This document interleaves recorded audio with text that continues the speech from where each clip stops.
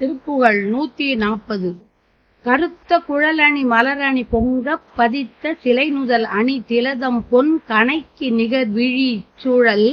எழு கஞ்சம் சிரமான கழுத்தில் உருமணி வளை குழை மின்ன குவட்டு முலை அசைப்பட இடை அண்மைக்கு அமைத்த கலை இருகுறு துவள் வஞ்சி கொடி போல சிறுத்த களம்மிகு மதம் ஒழுகு இன்சொல் குயில்கள் என மடமயில் எகினங்கள் திருக்கு நடை பழகிகள் களபம் கச்சுடை மாதர் திகைத்த தனமோடு பொருள் பறி ஒன் கண் குவட்டி அவர் வலை அழல் உரு பங்கத் திடக்குதலை புலையவர் வழி இன்பை தவிர்வேனோ பறித்த விழி தலை மழு உழை செம்கை செழித்த சிவபரன் இதழி நல் தும்பை படித்த மதி அரல் அரவு அணி சம்பு குருநாதா பருத்த அசுரர்கள் உடன் மலை துஞ்ச கொதித்த அலை கடல் எரிபட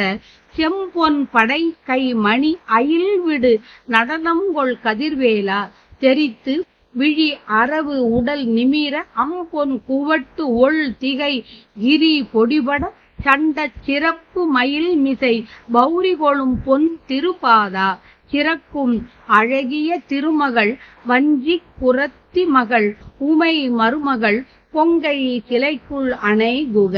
சிவமலை கந்தப் பெருமாளே பறித்த விழி தலை மழு உழை செங்கை செழித்த சிவபரன் இதழி நல் தும்பை படித்த மதி அரல் அரவு அணி சம்பு குருநாதா சிவமலை கந்தப் பெருமாளே கண்கள் பிடுங்கப்பட்ட நான்முகனின் தலையையும் மழுப்படையையும் மானையும் உடைய செங்கைகளை உடைய சிவமூர்த்தியையும் கொன்றை மலர் நல்ல தும்பை மலர் படிந்த சந்திரன் கங்கையாறு பாம்புகளை அணிந்த சுக காருணிருமான சிவபெருமானுக்கு குருநாதா பருமையான அசுரர்களின் அவர்கள் மறைந்து வாழ்ந்த மலையும் அழிந்திட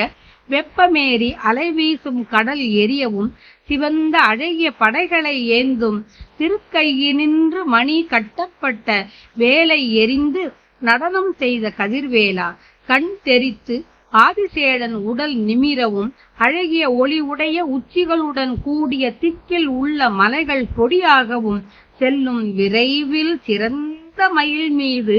நடனம் செய்த அழகான திருவடிகளை உடையவரே சிறந்த அழகுடைய திருமகனின் மகனும் வஞ்சிக் கொடி போன்ற குறமகளும் பார்வதி அம்மையாரின் மருமகளுமான வள்ளி நாயகியின் கொங்கை மலையை தழுவும் குகனே சிவமலையில் வீற்றிருக்கும் கந்தப் பெருமாளே சிவமலை சக்தி மலைகளுள் ஐயன் வீற்றிருக்கும் பழனிமலையே சிவமலை ஆகும் ஆடவரை மயக்கச் செய்யும் இழிவானவரான விலைமகளின் மூலம் அடையும் இன்பத்தை யான் ஒழித்து நின் திருவடிகளை பற்றி அருளும் அருள் எனக்கு அருள்வாயாக.